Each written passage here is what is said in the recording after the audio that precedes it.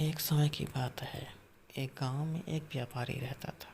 वह अपना पेट भरने के लिए गांव-गांव जाकर टोपियां बेचा करता था।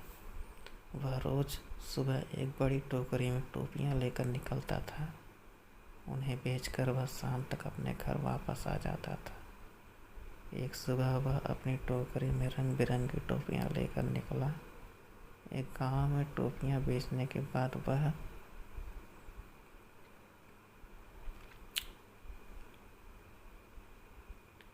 दूसरे गांव की ओर जा रहा था। चलते चलते बहुत थक गया था। उस रास्ते से गुजरते समय एक जंगल भी पड़ता था। जंगल में उसे एक बरगद का पेड़ दिखाई दिया। उसने सोचा क्यों ना पेड़ के नीचे बैठकर आराम कर लिया जाए। व्यापारी बहुत थका हुआ था।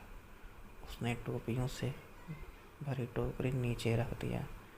फिर सिर से टोपी उतार कर नीचे रखा और गले से गमछा उतार कर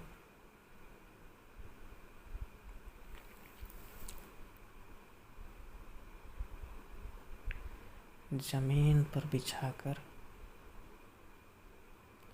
उस पर लेट गया। उसके बाद व्यापारी गहरी नींद में सो गया। जिस पेड़ के नीचे व्यापारी सो रहा था, उसी पेड़ पर बहुत सारे बंदर रहते थे। व्यापारी के सोते ही बंदरों ने उसकी टोकरी पर हमला बोल दिया। बंदरों ने रंग बिरंगी टोपियों को लेकर खेलना शुरू कर दिया। कई बंदरों ने टोपियों को हाथ में भी पकड़ रखा था। बंदरों की उछल कूद से वहाँ शोर हुआ तो व्यापारी की नींद खुल गई।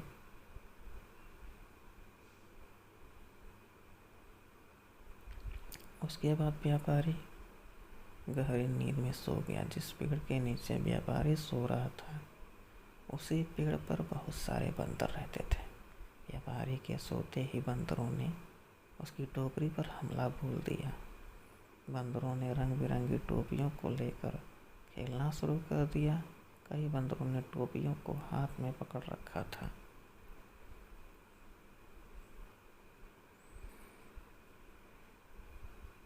बंदरों की उछल कूद से वहाँ शोर हुआ तो व्यापारी की नींद खुल गई। नींद खुलते ही व्यापारी के होश उड़ गए। उसकी टोकरी से सारी टोपियां गायब हो चुकी थी। सभी बंदर हाथ में टोपी लिए हुए व्यापारी की ओर देख रहे थे। व्यापारी ने ऊपर बंदरों की ओर देखा तो वो सब कुछ समझ गया। व्यापारी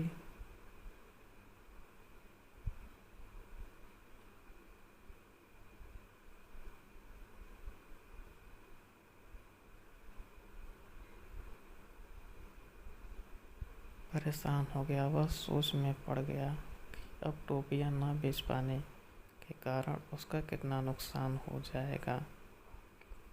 यही सब सोचते हुए अपना सिर खुजलाने लगा। उसे ऐसा करता देख बंदर भी अपना सिर खुजलाने लगे। व्यापारी को यह देख गुस्सा आ गया। उसने गुस्से में अपने सिर पर अपना हाथ तेजी से मारा। बंदरों ने भी अपने हाथ से अपने सिर पर तेजी से मारा। बंदरों को ऐसा करता देख व्यापारी को समझ आ गया कि बंदर उसकी नकल उतार रहे हैं। व्यापारी को एक तरकीब सूझी जिससे वह अपनी टोपियां वापस ले सकता था।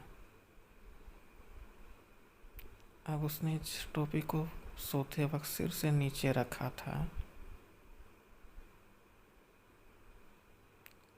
उसको सिर पर पहन लिया।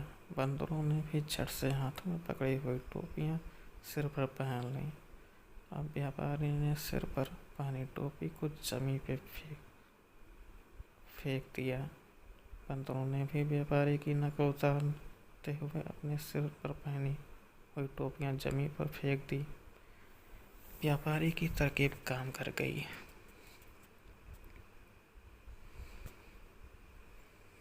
उसने जल्दी जल्दी सारी टोपियां इकट्ठी की। टोकरी में सभी टोपियों को रखने के बाद व्यापारी वहां से तुरंत उन्हें बेचने के लिए दूसरे गांव की ओर चल दिया। इस कहानी से हमें यह सीख मिलती है कि परिस्थितियां चाहे जैसी भी हों, हमें घबराना नहीं चाहिए। हर हाल में हम समझदारी से काम लेना चाहिए।